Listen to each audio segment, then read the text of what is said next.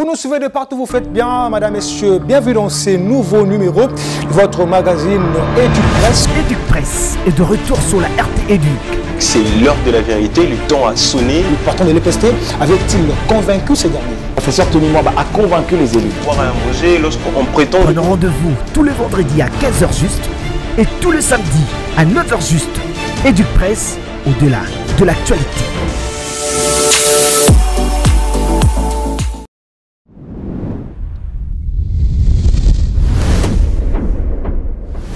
Tout de suite, magazine.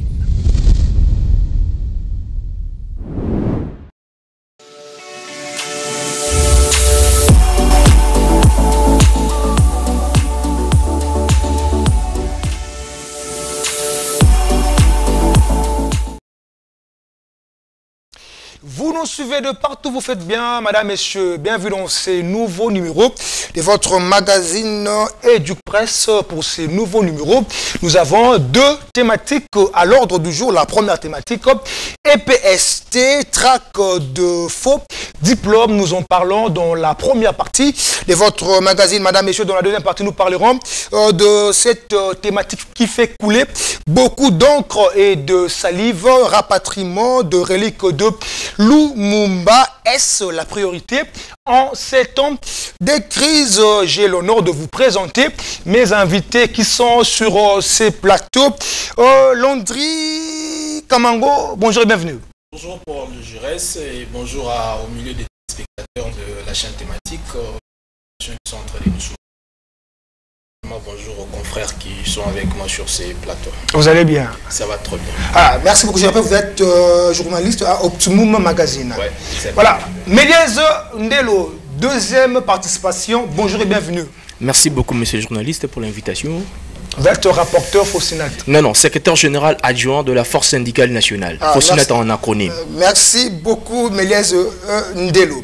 Voilà, Stéphie Mukinzi Manza, DG à Politico.cd, présentateur des émissions à succès à Kinshasa. Bonjour et bienvenue. Bonjour, Gérard Sulimbo. J'aimerais bien que je sois présenté comme simplement journaliste. Merci pour l'invitation. Bonjour. Ça vous dérange de dire que vous êtes DG à Non. Je suis journaliste, simplement journaliste. Je crois que c'est ce qui me restera collé jusqu'à la mort. Bonjour aux confrères, bonjour aux milliers de personnes qui nous suivent aussi. Merci beaucoup, Stéphie Mukinzi Manza. Bonjour, monsieur Mike Gardi Diana. Bonjour, cher ami, et bonjour aux co-débatteurs. Je rappelle, vous êtes Charcom adjoint au ministère de l'EPST. Je crois que rien que pour cette qualité-là, je ne mérite plus d'être sur ces plateaux. Parce que si vous lisez le code d'éthique et déontologie, quand vous prenez un engagement dans un cabinet politique, prester en tant que journaliste s'arrête. Donc j'aurais aimé être présenté comme journaliste. Sur ces plateaux, on vous invite comme je vis derrière EducPresse. Donc c'est EducPresse. Voilà, comme spécialiste afin de clarifier la lanterne de beaucoup de gens qui nous suivent en ce moment. Merci beaucoup pour ça. Voilà, on va commencer notre magazine. La première thématique, comme je l'avais annoncé à la jeunesse de ma prise de parole, EPST, traque de faux diplôme. Je suis à vous, Stéphie Mukinzi Manza. Pensez-vous que le moment est opportun pour traquer le faux diplômé, si on peut le dire ainsi? Je pense que la question devrait être d'abord posée à M. Diana. Je commence à vous. À M. Diana. Mais ben voilà, c'est obligatoire d'abord que cette guerre soit lancée, guerre contre bien sûr le faux diplôme. On a commencé à décrire ces phénomènes, pas aujourd'hui, nous sommes en 2022, c'est une affaire, c'est un phénomène qui sévit dans notre pays depuis plusieurs années.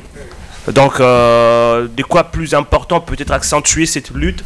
Et donc ben voilà, il est presque temps de mettre un point final pour ne pas aussi continuer à parler qu'il faut barrer la route au faux diplôme, il faut barrer la route au faux diplôme. Mais il faut mettre maintenant en place des mécanismes. Oui. Beaucoup d'années et se réveiller. On n'a pas attendu beaucoup d'années parce que ces combats, ces dénonciations ont commencé depuis longtemps. Je crois que peut-être il y a une certaine volonté politique. Avec l'enthousiasme qu'il y a. Peut-être ça. Et moi, je crois que c'est encouragé en lieu place de chercher à polémiquer sur est-ce que c'était vraiment important, est-ce que c'est vraiment le moment et tout. Donc c'est un combat noble et qu'il faut bien sûr appuyer. Merci beaucoup, Stéphie Mukinzi Manza. Monsieur Diana, je suis à vous. Est-ce le moment est opportun, comme je le disais tantôt avec Sefi Moukine, parce qu'on s'est dit le problème ne date pas d'aujourd'hui. Mais pourquoi l'enthousiasme, la volonté pour ces moments-ci? Qu'est-ce qui se cache derrière? Merci pour la question. Je crois que c'est la résultante d'un travail managérial, dans le sens où, depuis un certain moment, je rappelle pour la petite histoire, depuis 1985, dès lors que la valeur marchande est entrée dans le secteur de l'éducation, finalement, il y a eu beaucoup de faux à l'intérieur.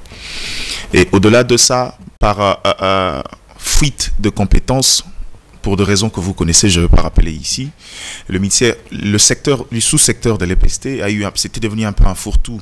Les gens venaient et pour gravir des échelons, les gens amenaient des faux diplômes. Il n'y avait presque pas de contrôle.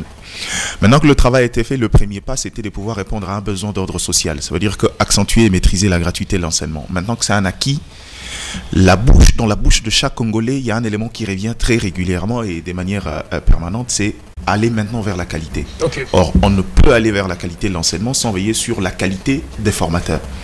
Ce qui fait qu'aujourd'hui, aller traquer les faux diplômes répond justement à cette exigence d'installer et d'aller vers la dynamique de revoir la qualité de l'enseignement qui, du reste, il faut le dire aux gens, n'a pas commencé avec la gratuité. Je le dis, c'est depuis 1985 que l'éducation s'est détériorée. Mais maintenant, est-ce question d'opportunité? Cette question-là ne se pose pas. Naturellement, ça doit être un contrôle fait de manière permanente. C'est-à-dire que régulièrement, il faut veiller et vérifier. Parce que le doute méthodique, c'est justement un élément essentiel pour pouvoir veiller sur la qualité. Pourquoi aux années précédentes, le contrôle en question ne se faisait pas? Je vous le dis, quand vous dites les années passées, la dimension managériale qui est apportée maintenant à l'EPST, ce n'est que depuis une année. Ce n'est que depuis une année. Mais donc, le contrôle, mais non, dans le contrôle maintenant des diplômes, quand vous dites que ça a commencé à peine, je peux vous donner une autre information. On est parti dans différents secteurs. En 2018, on a mis en dehors des cours et tribunaux plus de 130 faux diplômes parmi les avocats, dont certains étaient en prison. Ça veut dire que c'est un travail de la fonction publique qui devrait se faire dans différents secteurs. Et aujourd'hui, qu'on revienne sur la question de l'EPST, parce qu'il y a une urgence. Ça veut dire que maintenant, là, la question de la qualité est devenue une question prépondérante. Et qu'il faut y répondre le plus vite possible. Ce qui fait qu'on a mis les batteries en marche pour pouvoir accélérer les processus afin d'assainir ces secteurs-là. Merci beaucoup, M. Diana Méliès Zendelo. Je suis à vous. Voilà. Selon vous, étant que syndicaliste, quelles sont les difficultés que l'EPST peut rencontrer dans cette démarche, selon vous? Mais tout d'abord, il faudrait rentrer pour dire, lorsqu'il y a aujourd'hui ce combat contre le fausseur, le fausseur, cela entre dans le cadre des missions d'un inspecteur. La mission d'un inspecteur est celle-ci. C'est de contrôler, former et évaluer. Et j'ai entendu passer sur ce plateau que ça fait une année qu'il y a effectivement contrôle. Non, ce n'est pas ça. Le contrôle existait déjà. Mais ce que j'aime avec l'actuel inspecteur général Jacques Oudia, c'est un monsieur perspicace. Donc ça veut dire il a le cerveau dans le présent et l'intelligence dans le futur. Ça, on les reconnaît. Mais il a amené une touche nouvelle, là on doit aussi les reconnaître. Mais le problème n'est pas à ce niveau-là. C'est au niveau de la... C'est au niveau de la pérennisation de ces contrôles. Et on ne peut pas circonscrire le contrôle de faux documents seulement au ministère de l'EPST. Non. L'inspection générale de l'EPST doit travailler en collaboration avec tous les autres ministères de notre pays. Parce qu'à ces jours, ça s'est dit aussi que les gens compétents, un diplôme ne dit pas que c'est lui le porteur est compétent. Non, non. C'est juste une présomption. On prétend dire que c'est lui là qu'on est dans tel domaine. Alors, lorsque l'inspection générale se lance dans cette mission-là, de traquer le fausseur, il faudra, mon avis, comme mécanisme que l'inspection générale mette une commission avec les experts des autres ministères pour traquer les fausseurs. Et c'est ici effectivement qu'il faut rêver maintenant l'attention, je précise, des directeurs des ressources humaines de tous les autres ministères. Nous avions vu quelque part, et dans d'autres ministères ça s'est fait, un ministre prend un arrêté, il l'engage. S'il vous plaît, dans les considérations on dit ceci, vu le dossier de l'intéressé. Votre micro. Vu le dossier de l'intéressé. Mais on prend un acte administratif, on engage, et après, on demande à l'intéressé, celui qui vient d'être engagé, d'apporter ces documents. Mais, à mon humble avis, c'est être versatile. Voilà. Je dois atterrir pour 3 dire... secondes. Je dois atterrir pour dire ceci. Nous encourageons cette initiative-là. Mais nous demandons à monsieur l'inspecteur général, de monsieur Jacques Audier bien sûr, de bien vouloir prendre langue avec le directeur de ressources humaines des autres ministères. Parlant, nous comprenons que le mal est très profond. Bien sûr, il y a des forceurs. Il faut commencer, comme ici, bibliquement on dit, on commence à Jérusalem. Donc, comme le sous-secteur de l'EPST, c'est Jérusalem, si c'est quoi, quelque chose comme ça, on commence ici. Déjà ici à l'EPST, il y a déjà des forceurs. Voilà, ici à l'EPST, il y a des forceurs. Merci beaucoup, merci beaucoup.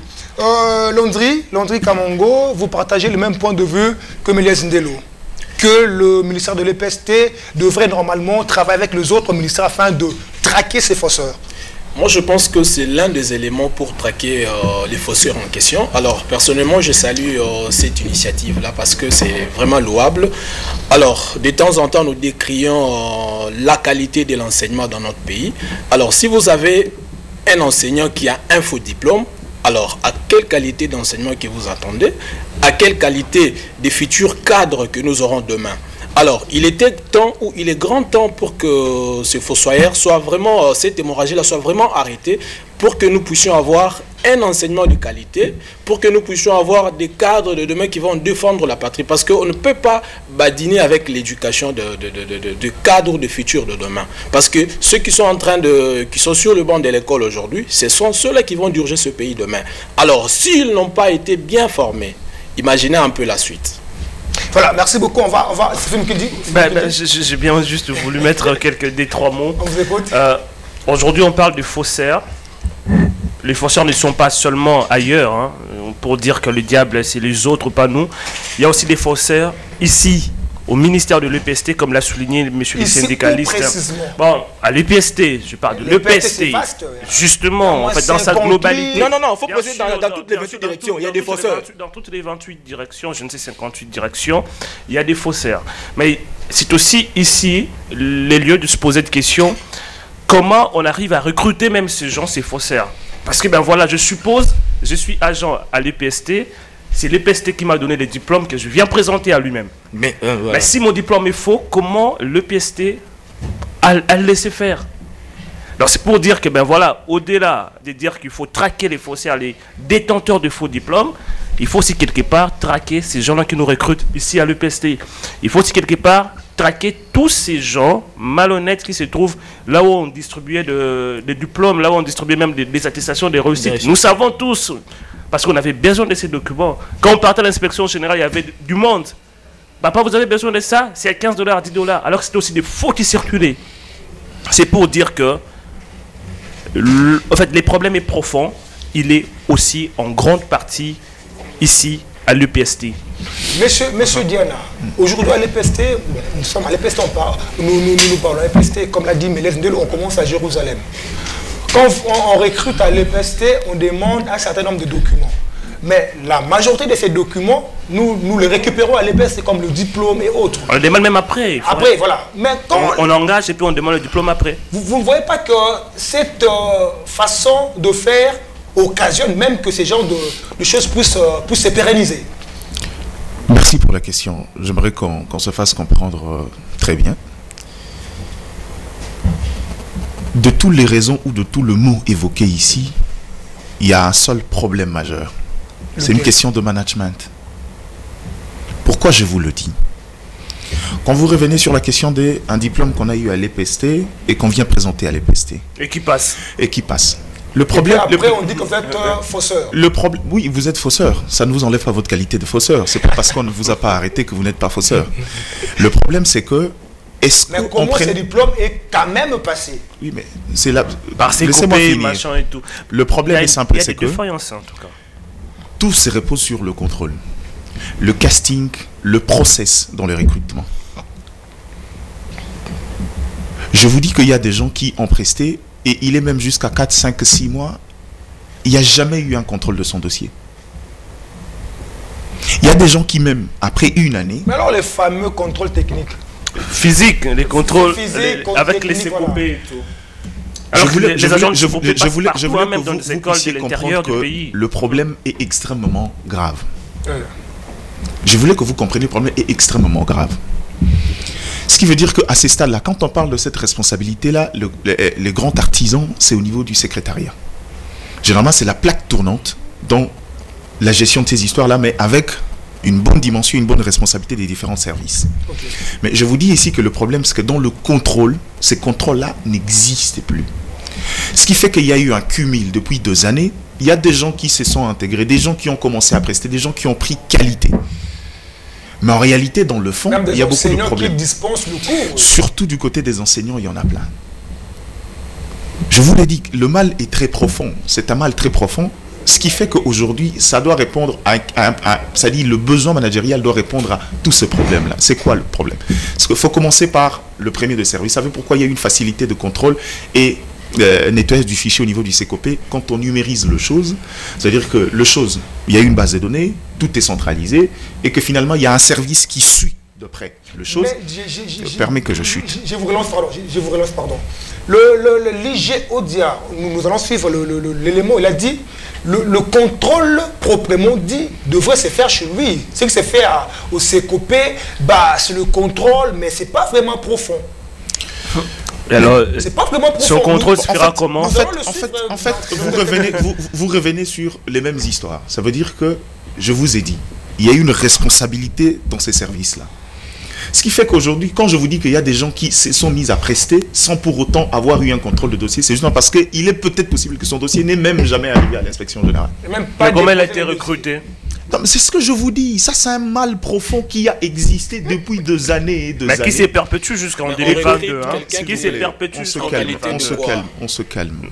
Non, le problème ne s'est perpétué jusqu'en 2022. Je vous donne des exemples. Quand vous parlez de ça, je vous donne un contre-exemple pour vous dire que ce travail-là se faisait déjà parce qu'aujourd'hui, il y a eu un audit commandé d'ailleurs par la Banque mondiale qui aujourd'hui a émis un vœu de non-conformité de moins de 5%. Laissez-moi... Avec quelle retombée? Vous voulez qu'on réponde ou vous allez continuer à faire des relances jusqu'à ce qu'on s'arrête? Ce sont des questions très pertinentes. Répondez. Moukindi a posé une question pertinente. Il dit ça se pérennise. Je vous donne un élément. Jusqu'en 2022. Je vous donne un aspect de choses. C'est qu'il y a eu un audit commandé par la Banque mondiale qui a fait le travail dans le fond et que finalement il y a eu un avis de conformité de moins de 5%. Je vous donne le contre-exemple. Ça veut dire que si on était en classe, quelqu'un réussit à la limite, mettons 4, parce qu'on a dit c'est moins de 5%. Quelqu'un qui réussit avec 96%, c'est un bon résultat. Mais malheureusement, ce n'est qu'un service à part entière. Le contrôle a été fait au niveau du CECOP. Ça veut dire qu'il y a un travail, vous ne voulez pas faire tout au même moment. C'est-à-dire qu'on y va progressivement dans le sens de vouloir... Pourquoi le CECOP? D'abord parce que c'est la gestion directe des enseignants et la question de la paye. Oui. Quand je vous parle également de la question de la qualité, permettez-moi d'aller encore un peu plus loin. Parce que l'une des raisons qui a fait que l'EPST est devenu presque un fourre-tout, cette absence de contrôle est intégrée parmi les premiers éléments, ce qui fait que aujourd'hui, quand vous entrez dans l'EPST, quand vous regardez la qualité de l'enseignement, quand vous regardez la qualité des formateurs, il y a de quoi décrier. Or, on ne pouvait pas commencer par mettre dehors les incompétents sans passer par un préalable. C'est quoi le préalable? Oui, mais non, mais laissez, vous avez appelé ça un débat. Moukindi a un avis. Il n'est pas là pour me répondre. Il n'est pas là pour suivre religieusement ce que je dis. Ne vous en faites pas. Donc, le problème est que aujourd'hui, il y a eu un sérieux problème. La première réforme qu'il fallait mener, c'était de pouvoir rendre d'abord compétitifs les revenus d'un enseignant. Okay. Non seulement l'enseignant, mais également en négligeant la qualité, en quelque sorte. Même les faussaires, il a fallu vraiment travailler sur leur salaire. Ça, c'est une bonne chose. Regardez, je vous donne un process. Vous parlez des histoires de l'État, dépassionnons les choses. Ce qui fait qu'aujourd'hui, il y a eu absence. Ce qui fait qu'il y a eu cette forme de marché dans l'EPST. Ce qui faisait qu'aujourd'hui, il y a eu cette forme de coterie. C'est parce que c'était un secteur presque jeté à la foulée.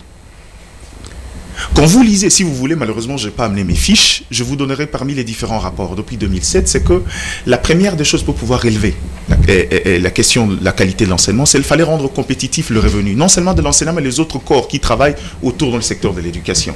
Pourquoi je le dis? Parce que c'est dès lors qu'on aura réussi cette dimension, on passera cette fois-là à un recrutement et à une sélection selon le besoin. Merci. Vous posez une question préalable, vous posez beaucoup, laissez-moi finir. Si vous voulez, après, vous n'allez pas me donner la parole. Je crois que c'est important. Non, vous pouvez les déduire dans le prochain tour de table. Je préfère me faire comprendre à ces stades-là. Ce qui fait qu'aujourd'hui, dans les responsabilités, dans les éléments mis à la table de l'État, il fallait commencer par là. Pourquoi commencer par là? Dès lors qu'on commence par là, ce qui permettra à ce que Stéphie Moukins, ici avec son intelligence, s'il sait que c'est un métier viable, peut postuler pour aller être un agent au niveau du secteur de l'EPST. Vous ne pouvez pas commencer par aller exiger un casting de qualité à défaut de pouvoir avoir le feedback, à défaut d'avoir les compétences celles que recherchées.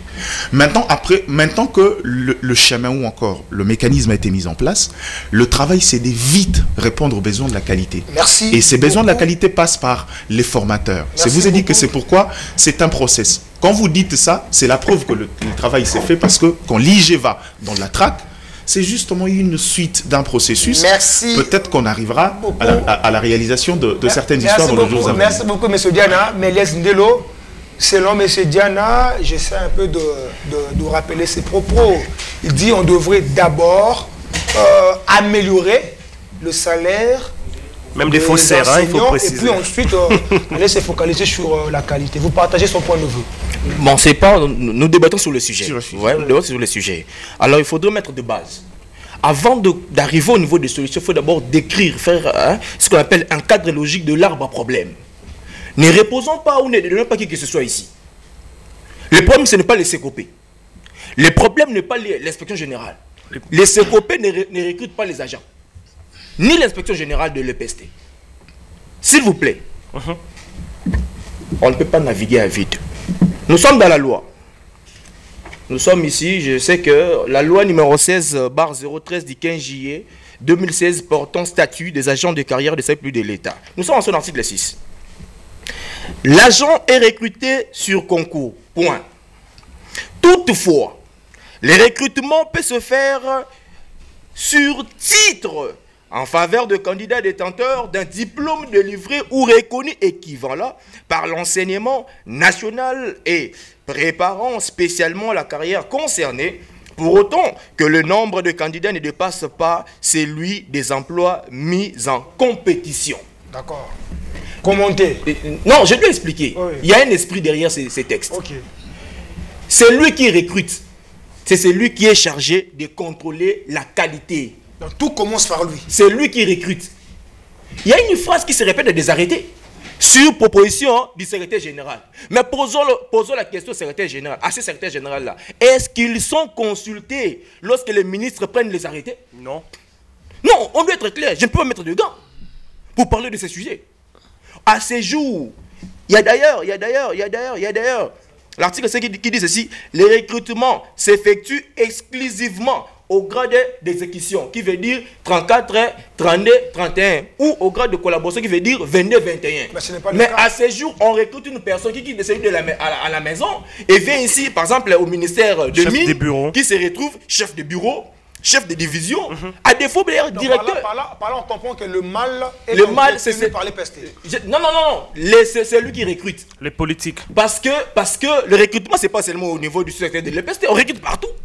S'il vous plaît, c'est lui qui recrute et chargé de veiller à la qualité, au diplôme que détient la personne qui veut recruter. S'il vous plaît, ne chargeons pas les CECOP. Merci. Ne chargeons pas, s'il vous plaît, pardon, ne chargeons pas aussi l'inspection générale. Aussi, le problème, c'est la personne qui recrute. C'est la personne qui recrute. On doit ouvrir une parenthèse pour dire ceci. J'aime la politique de l'actuel inspecteur général. Je vous ai dit que c'est une personne très perspicace parce qu'il a le cerveau dans le présent. Je dois le répéter.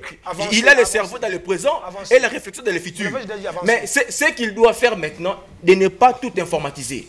Si vous remarquez bien, pour la plupart des pratiques de fausseurs, ils sont en train de scanner ils scannent les signatures, ils scannent les cachets. Eux tous font la pédagogie. Souvent, c'est section pédagogique. 52%. Oui. Donc, maintenant, qu'est-ce que vous faites? Que l'inspecteur général ne puisse pas tout numériser, par exemple la signature et autres. Alors les services informatiques du secrétaire de l'inspecteur général doivent, après quelques mois ou quelques années, améliorer les serials informatiques. Donc il y a des codes, il y a la police, il y a des tailles, il y a les filigranes, tout ça. Voilà. Pour ne pas donner l'accès aux fausseurs, défausser même la signature de l'inspecteur général actuel. Merci beaucoup Méliès Ndelo, merci beaucoup. Landry Kamongo, voilà. Chaque personne sur ce plateau apporte son point de vue. Pour Méliès Ndelo, le problème ce n'est pas ses copains, moins encore l'IG. Le problème c'est la personne qui recrute, c'est lui qui devrait normalement vérifier le dossier. Je suis totalement d'accord avec lui parce que comment vous pouvez engager ou embaucher quelqu'un sans savoir quoi il a comme diplôme? Est-ce que vous avez tout simplement cru, vous avez dit non, je suis diplômé en, et vous êtes arrêté par là? Non. Et puis nous sommes dans un domaine qui est très sensible.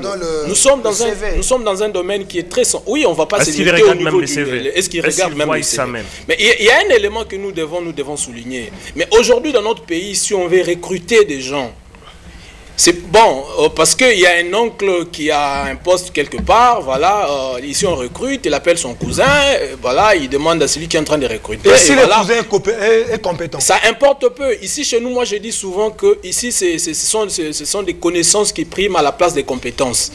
Voyez un peu. Votre point de Donc, oui, ça n'engage que moi. Ce sont des compétences. Ce n'est pas les compétences qui priment, c'est d'abord des connaissances. Tu as quelqu'un en relation. Voilà, ce sont des relations. Okay. Mais si vous avez un frère qui est compétent, qui est intelligent. Alors que nous oublions que si nous mettons quelqu'un qui n'est pas compétent, nous mettons en danger l'éducation, encore la formation de nos enfants. Merci. Et puis, il y a quelque chose que nous oublions. En fait, les faux diplômes dont nous parlons ici, ça vient d'où? Qu'on se le dise. Ce sont les gens de l'inspection générale qui ont beaucoup travaillé dans la magouille. Voilà, qui sont en train de travailler dans la magouille, qui distribuent ces faux diplômes-là. Bon, mon frère a donné un exemple. Il a dit qu'on ne doit pas tout numériser. Bon, le ministre, je ne sais pas moi, l'inspecteur doit commencer à signer, mais bon. Nous avons combien de finalistes chaque année?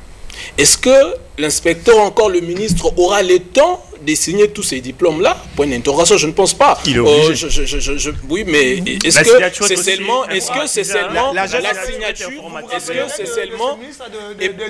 S'il vous plaît, je reste. Laissez-moi des tonnes de voilà un exemple. Voilà. Je ne pense pas qu'il sera à mesure. Je ne pense pas qu'il sera à mesure de signer tous ces diplômes-là ou encore. Non, il doit être en bonne santé. C'est pas le critère pour être. Il doit être en bonne santé.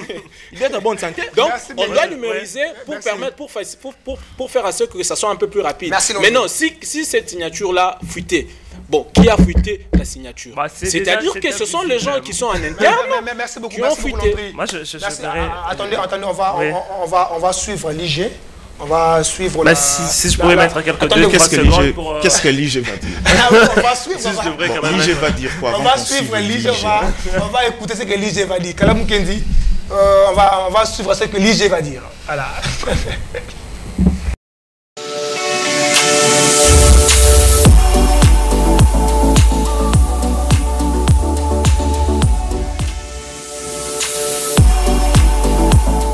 Nous allons tout droit dans le gouffre. Il faut en parler et il faut quelque chose. Vous avez dit inspection gendarme. Il faut les deux, hein. Pas seulement gendarme, mais également paternaliste. Nous décrétons un contrôle systématique de tous les titres scolaires et académiques sur toute l'étendue de la République. Il faut démasquer, il faut démanteler. Et le réseau de mafieux, ceux qui délivrent ces diplômes, ces faux diplômes, et ceux qui les utilisent. Il faut dénoncer et il faut sanctionner. 1. Si vous êtes enseignant, on vous désactive, on vous fait partir. 2. Vous devez être arrêté pour faux et usage de faux. Également votre complice, c'est lui qui vous a les livrés. S'il est de la boîte ici, nous les poursuivons. On le débarque et également on l'arrête. Il faut sanctionner, c'est ça. Nous allons monter des stratégies pour les traquer. Nous allons avec des pas. Il faudrait alors une certaine... il faut mutualiser les efforts de dénonciation, de démantèlement et de sanctions. Qui doit faire le contrôle de nos titres scolaires et académiques? de nous recruter les enseignants dans le secteur public comme dans le secteur privé, c'est l'inspecteur. Même si le SECOP fait le contrôle à son niveau, on dit c'est contrôle de la paye des enseignants. Ben ouais, c'est pas le contrôle des titres comme tel, c'est l'acceptation et parfois aveugle des titres qu'on présente. Ainsi donc, vous avez des enseignants qui ne sont pas qualifiés, des enseignants qui ont des faux diplômes, mais qui sont déjà aujourd'hui dans le circuit, dans le système éducatif. Ceux qui n'ont pas réussi, ceux qui n'ont pas leur titre, je sais qu'on peut me dire, non, ce n'est pas le titre qui compte, vous avez des hommes intelligents et sages qui peuvent assurer des enseignements même s'ils n'ont pas de diplôme. Non, non, entendons-nous. La base pour nous, ce sont des règles du jeu, il faut accepter comme tel.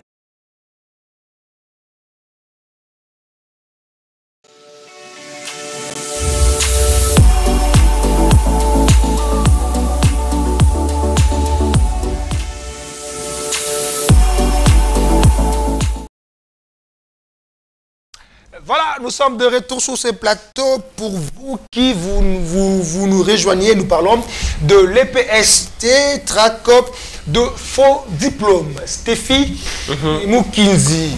Voilà, veuillez nous expliquer voilà, qui est derrière ces recrutements. Voilà, parce qu'on doit en quelque sorte établir les responsabilités. Qui est derrière ces recrutements? Qui est derrière les recrutements? Si je dois parler d'abord de mon expérience comme agent public de l'État, j'ai été recruté sur concours.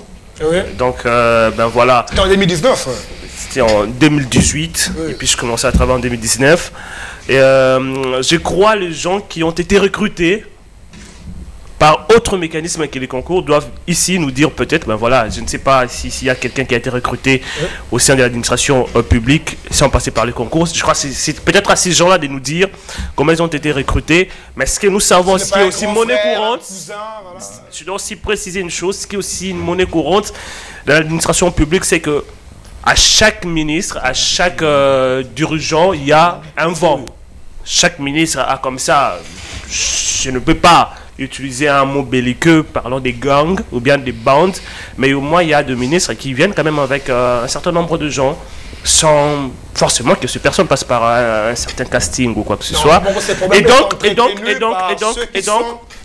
donc ce qu'il faut aussi signaler ici qu'à chaque fois, si je dois parler quand même de quelques temps que j'ai passé ici à l'EPST, à chaque fois qu'il y a un ministre, et ces ministres nomment de personnes sans passer par les castings, et quand le CECOP fait ses contrôles réguliers chaque mois, il y a toujours comme ça des cas de faux diplômes, des gens qui n'ont peut-être rien à voir avec la presse, rien à voir avec la pédagogie, mais quand même qui se retrouvent là.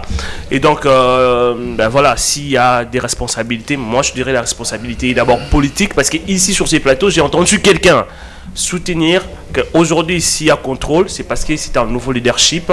Et donc, pourquoi ce leadership n'a pas existé depuis longtemps? Il y a lieu quand même à responsabiliser, hein, les gens qui portent la vision. Monsieur Diana, à en croire, Stéphane Mukinzi, la faute incombe sur les politiques qui gèrent le ministère. Assumez-vous. Je voulais dire le ministre. Bon, ok. Les politiques. Mettons-nous d'accord sur une chose. Je veux qu'on se comprenne, qu'on ne se perd pas. On voulait parler du contrôle des diplômes, vous avez posé la question sur l'opportunité, je crois qu'on avait déjà répondu à cette question-là. Maintenant, le problème, c'est on fait un petit rétro-pédalage pour voir dans la mesure du possible comment sommes-nous arrivés à cette situation-là. J'ai déjà donné les exemples avec les années qu'il y a eu un cumul de faux dans le secteur de l'EPST. Ça, aucun Congolais ne pourra le nier.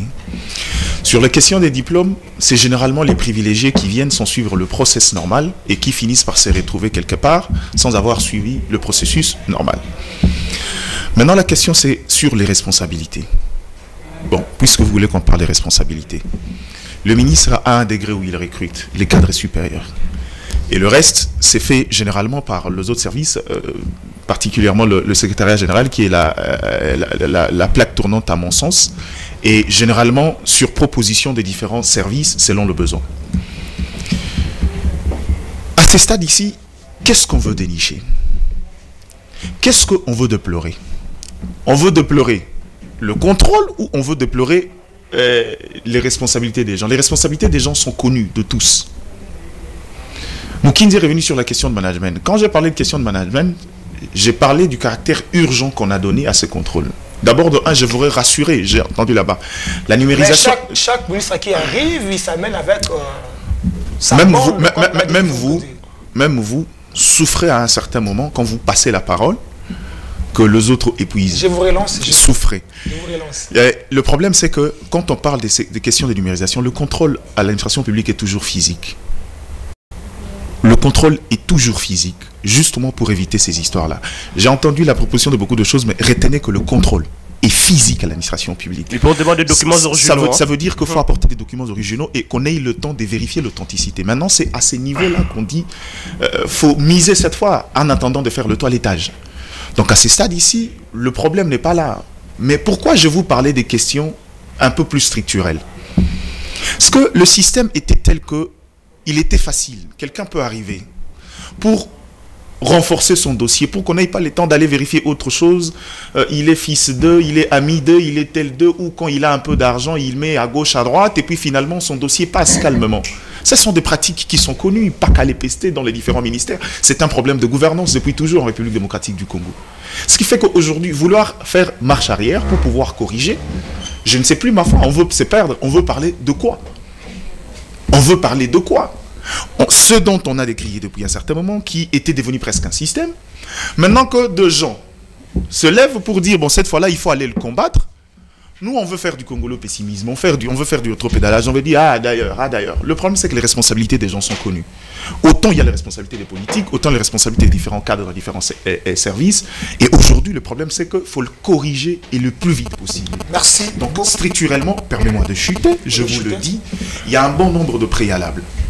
Certains sont peut-être dans les services, mais quand vous êtes politique, il y a un besoin managérial qu'il faut répondre, il faut respecter, il faut aller progressivement et ne pas faire les choses de manière embrassée. Vous risquez de vous brûler les ailes. Donc, voilà. Il y a un travail qui s'est fait de manière, un process normal.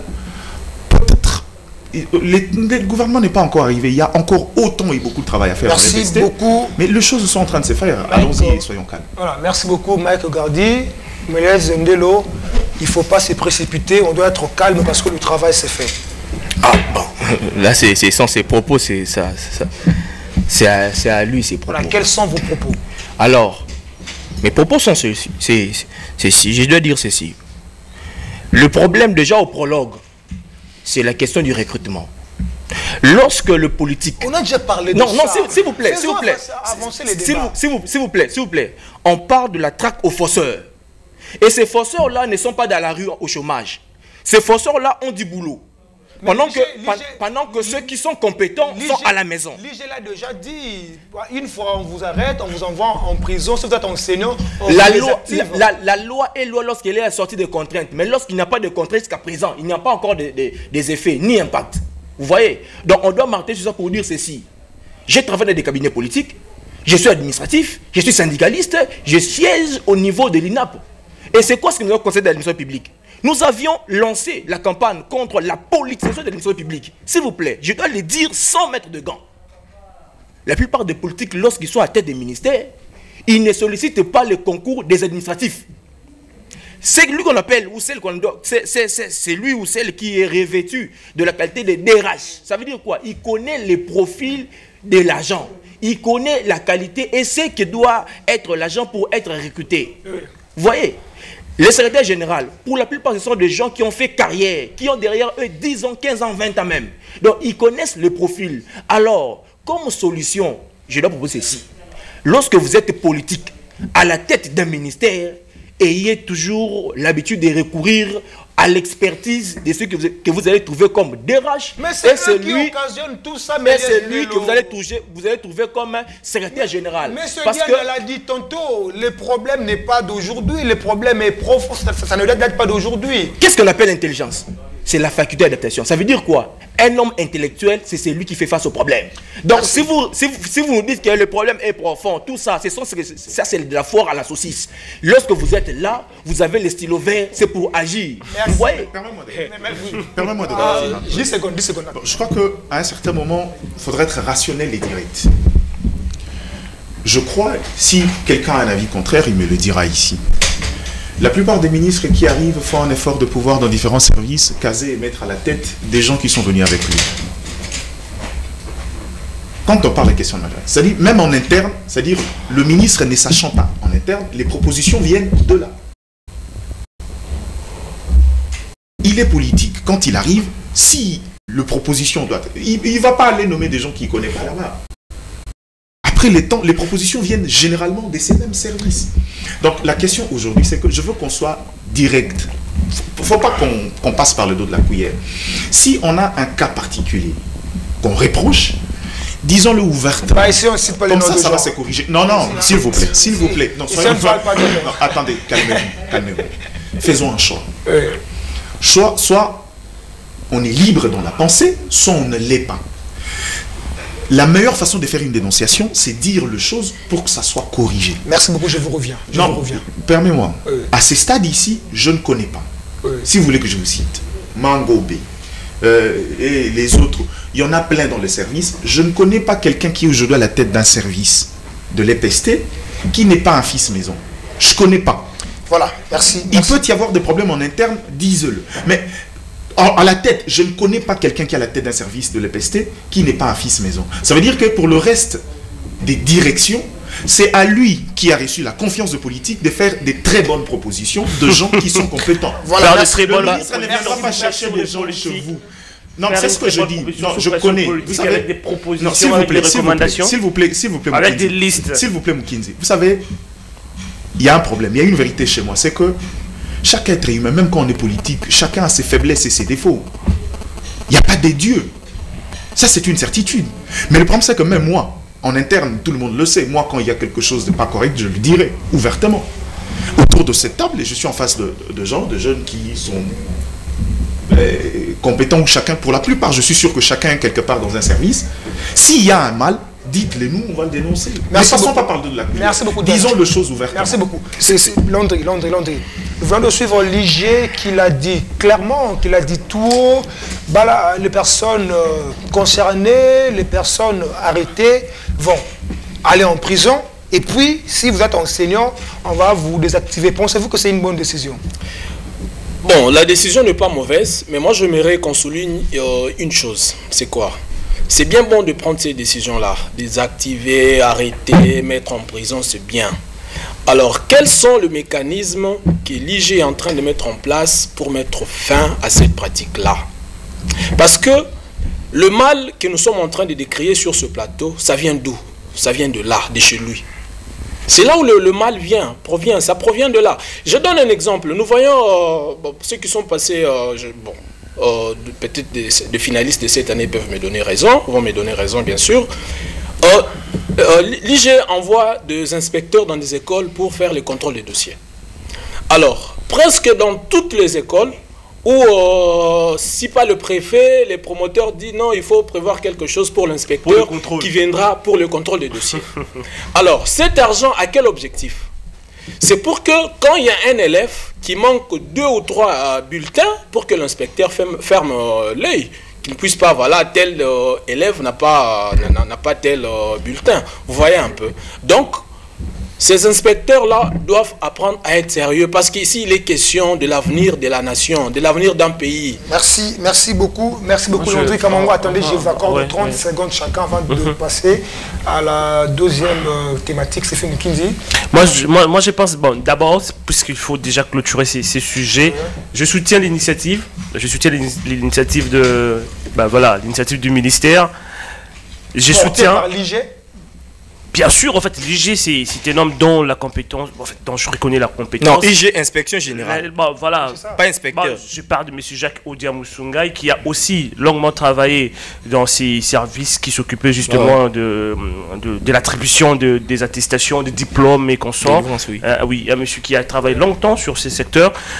Ben voilà, il y a lieu, hein, moi je suis optimiste et non pessimiste comme l'a peut-être insinué, ou bien comme pense Diana.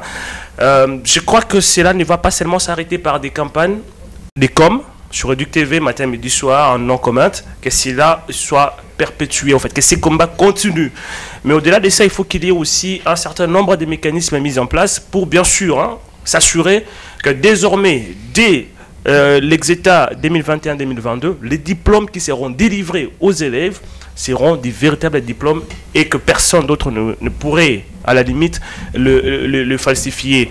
Mais aussi, ben, il faut reconnaître ici la responsabilité des politiques qui accentuent aussi la nomination des gens qui n'ont pas de diplôme. Monsieur Diana, 30 secondes pour boucler complètement cette première en 30 secondes, je crois que on est allé peut-être pas dans le fond du dossier. Je sentis qu'il y avait des choses à dire que malheureusement les gens se retiennent. Ce que je voudrais que les gens retiennent aussi, de mon côté, c'est que le Congo a eu des problèmes depuis toujours. Le secteur de l'EPST en a eu des problèmes.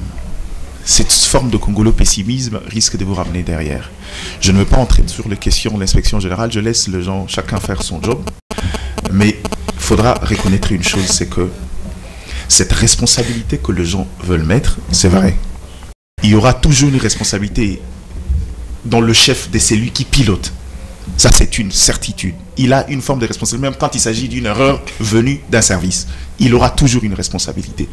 Mais à ce stade ici, je voulais garantir autour de la plupart des jeunes qui sont avec moi sur cette table, je voulais vous garantir une chose. Parce que la volonté de faire bien est là. Quitte au service. Je le dis dès le départ parce que le Congo, ça a un problème de système. Quitte aux services qui sont aux côtés, de savoir s'intégrer et aller dans la même dynamique. C'est les mêmes discours. Hein. Merci beaucoup. C'est le même refrain qui revient. Voilà, mais ça me sort généralement cette phrase-là, même après. Même quand c'est lui qui me ressort. Combattre les antivaleurs. Oui, mais les antivaleurs. Ça revient, mais en même temps, on est aussi artisan des antivaleurs. On ne combat pas les antivaleurs de 50 ans. En 2 ans, c'est peut-être pas. Mais quand on a la signature, on sait faire quand même quelque chose. Mais 30 secondes pour boucler cette première thématique. Dès l'entrée de l'émission, il y a de ceux-là, effectivement, que vous avez présentés comme journalistes.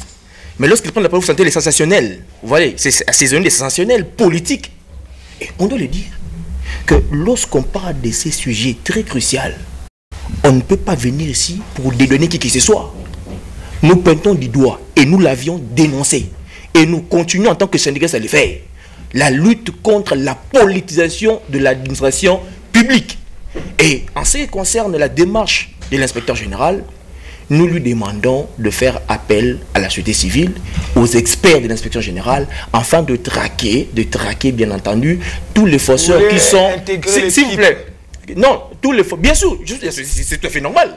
Tous les fausseurs qui ne sont pas seulement dans les sous-secteurs de l'EPST, parce que lorsque vous suivez l'intervention de ceux qui sont dans les sensationnels politiques, ils circonscrivent effectivement leurs interventions au niveau du ministère de l'EPST. Je suis national et lorsque je parle, mes initiatives, mes orientations sont au niveau national, ça touche tous les ministères de notre pays. Merci beaucoup, Mélas Ndilo. Landry, Kamango, 30 secondes pour boucler cette première thématique. Alors, tout ce que nous sommes en train de décrire ici, c'est ce que Diana venait de dire. En fait, ça se trouve dans un système. Alors, moi, j'aimerais que l'IG puisse vraiment très bien réfléchir, qu'on ne s'arrête pas au niveau des discours. Les discours, nous avons beaucoup entendu de discours. Tout ce que nous voulons, c'est voir les changements. Et moi, je crains quelque chose. C'est quoi? Les gens que l'IG va envoyer pour aller faire ces contrôles-là puissent se faire corrompre. Soudoyer encore. Soudoyer encore. Et puis voilà, ils vont laisser passer les faux diplômes. Pourquoi il fallait commencer par prendre soin de ce genre? Vous voyez un peu. Donc, il faut voir qui envoyer. C'est pourquoi on doit, comme je l'ai dit, on doit apprendre à être sérieux. Voilà, merci beaucoup. En effet, sinon, on a vraiment bousillé tout le temps. Je ne sais pas comment on va faire pour aborder la deuxième thématique. Bon, on va quand même le faire comme ça. Deuxième thématique, rapatriement des reliques de Lumumba. Est-ce la priorité en ces temps de crise? Je suis à vous, Monsieur Diana. Est-ce la priorité des priorités en ces moments, parce qu'on sait que le pays aujourd'hui fait face à beaucoup de choses, on peut le dire comme ça, la guerre contre Rwanda, les NU qui, dans beaucoup de ministères, continuent encore à se poser des questions. Est-ce que rapatrier les reliques de Lumumba est vraiment opportun? Pourquoi vous rigolez? J'ai envie de rire parce que j'ai vu un raccordement, vous parlez des NU sur l'opportunité des questions de Lumumba. Mais il y a comme ça des besoins qui priment, en fait. S'il vous plaît. La République est multitâche. C'est vrai que autant tu penses qu'il y a priorité de ton côté en tant que NU dans le secteur de l'EPST, il y en a à la fonction publique, il y en a à tel endroit, c'est-à-dire c'est pourquoi le gouvernement est multitâche. Et faites un effort de replacer les sujets dans son contexte sans qu'il y ait chevauchement avec les autres dimensions de la gouvernance. Parce que c'est vrai, il y a deux problèmes. Le problème majeur actuellement en RDC, c'est la question de la sécurité. Ouais. Mais en quoi le rapatriement des reliques de Lumumba aurait dérangé? Peut-être que si vous voulez entrer dans les considérations budgétaires. Mais je vous dirais également que sur ces côtés-là, il est peut-être possible.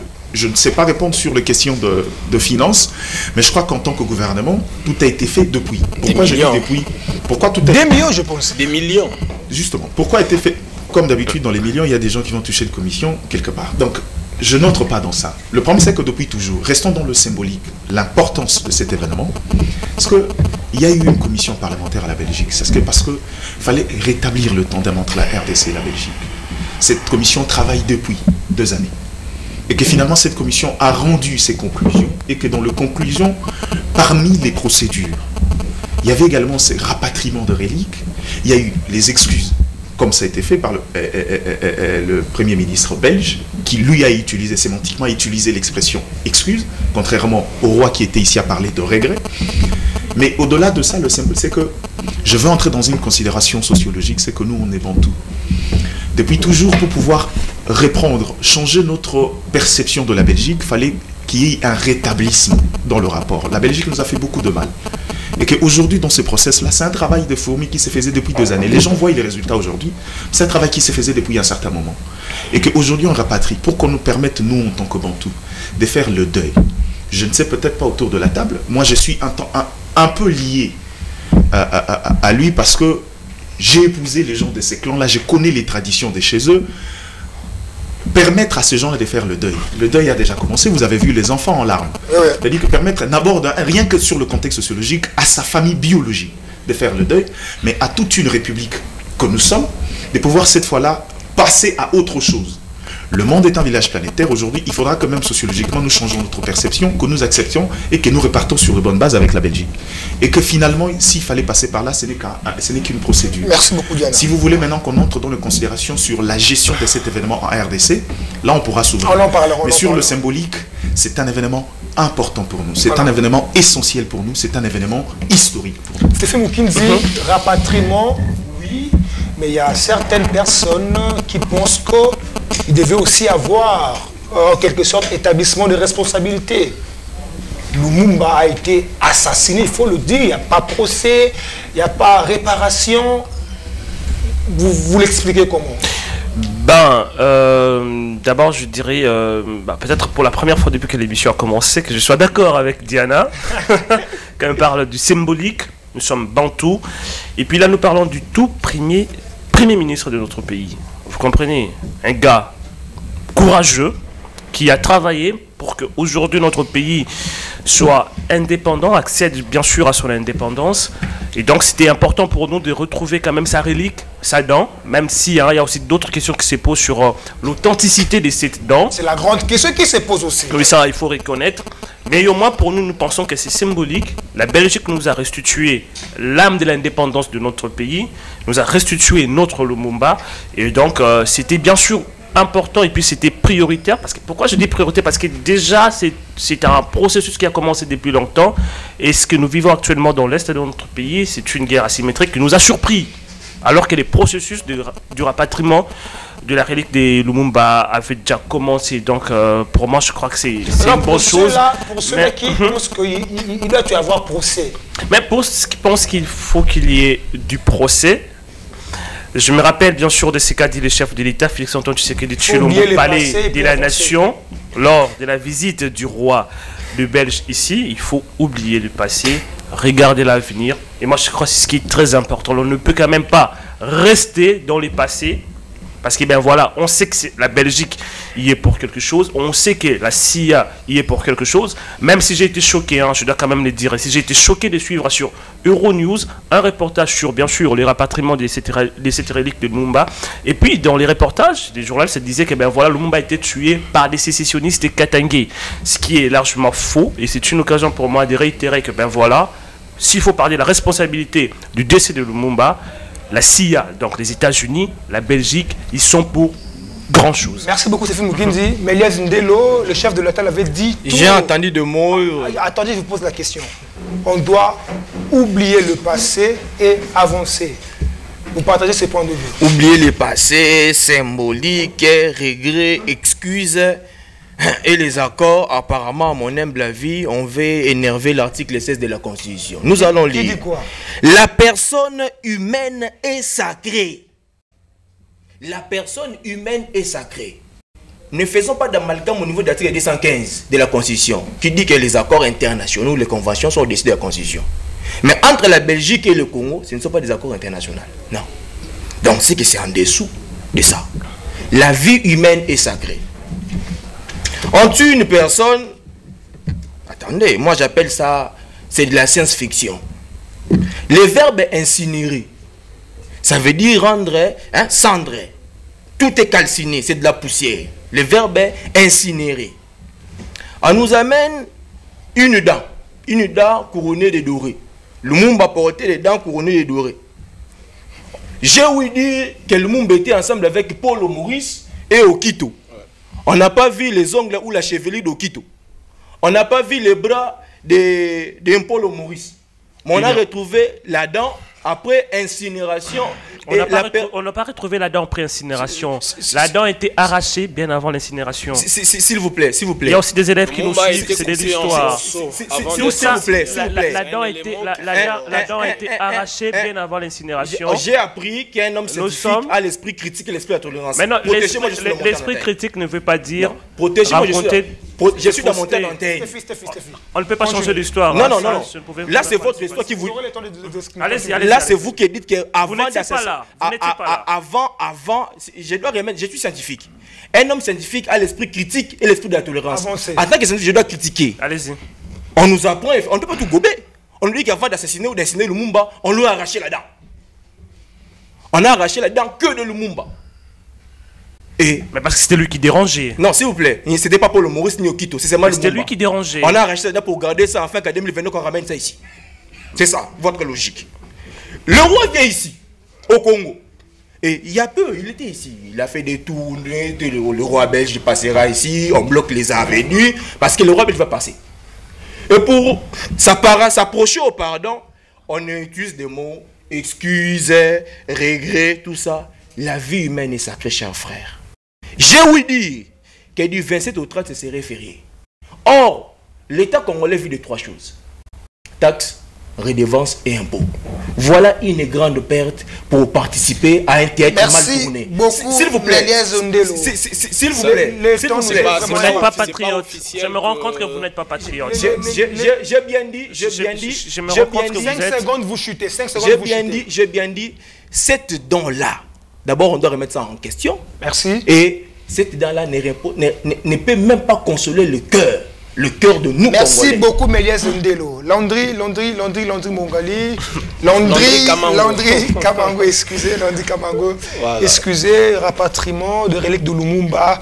Est-ce la priorité de priorité en ces moments de crise? Alors, je pense que le rapatriement de cette relique n'a pas commencé aujourd'hui. On doit le dire. Ce rapatriement, ça devrait se faire, c'est depuis l'année passée. Si j'ai une très bonne mémoire, c'est entre le mois d'octobre et le mois de novembre. Et ça a été renvoyé depuis l'année passée que ça devrait se faire le 30 juin 2022. Alors, je trouve que c'est opportun, c'est une priorité parce que on doit pas revenir sur la même chose. On doit quand même, la famille de Lumumba doit même faire le deuil et puis voilà, on avance, c'est ça. Donc c'est peut-être question budgétaire qu'on peut peut-être dire, c'est dans cet aspect-là que moi je vois les choses, parce que bon, ici chez nous, nous aimons bien, c'est vrai, Lumumba, c'était notre premier ministre. on doit l'honorer, voilà, on doit vraiment l'honorer. Il le mérite, il le mérite. Mais c'est tout ce qui reste de lui, monsieur. De ses points de vue, je suis d'accord. Bien sûr. Si ça dépendait que de moi, j'aurais demandé assez qu'on puisse faire l'ADN de ces dents qu'on nous a. Merci, parce que rien ne prouve que c'est la dent de notre Lumumba. Merci Landry. Et aujourd'hui, ici, vous serez d'accord avec moi à ce qui concerne le masque que le roi belge nous a ramené ici. Vous écoutez tout ce qui s'est dit tout autour de ces masques-là. C'est un faux masque. Mais qu'est-ce qui prouve que la dent, c'est la dent de notre Lumumba? Point d'interrogation. Nous avons pris au moins le luxe du gouvernement de débourser des millions. Mais moi je me dis, ces gens-là qui ont perçu cet argent ont très mal géré. Imaginez-vous, c'est un peu important, c'est important. Imaginez-vous, même au niveau de la vue, la communication de l'arrivée de ces n'a pas été bien faite. Nous ne voyons même pas les cercueils. Mais aujourd'hui, les papes ne sera pas dans ce pays. Il a reporté, bien sûr, mais nous voyons au moins des visuels par-ci par-là. Mais avec. Moi, je pense que je dois parler de chiffres parce que je suis très choqué. C'est vrai, le pays a besoin d'argent pour peut-être autre chose. Ça j'en suis conscient. Mais on ne peut quand même pas aussi être dérangé si, par exemple, l'État débourser 3 millions, 2 millions, 4 millions de dollars pour ces événements. Merci. Pourquoi? Parce qu'on parle de Lumumba. On parle de Lumumba.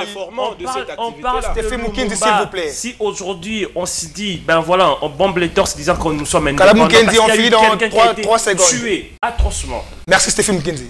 On parle de Lumumba. Merci beaucoup. Non, l'émission a pris fin. Nous sommes vraiment à la fin. S'il vous plaît.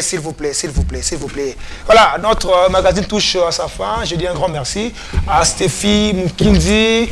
Grand merci à M. Diana pour la disponibilité. Grand merci à Méliès Ndeloki, qui continue toujours à se plaindre. Grand merci à Landry Kamango, je l'ai dit Mongali, je ne sais pas pourquoi je confonds Kamango et Mongali. Voilà, madame, messieurs, votre magazine Duc Presse touche à sa fin. Je vous retrouve à la prochaine occasion. Grand merci à la grande équipe technique qui nous a aidés à vous présenter cette émission. Vivez heureux, vivez longtemps. Au revoir.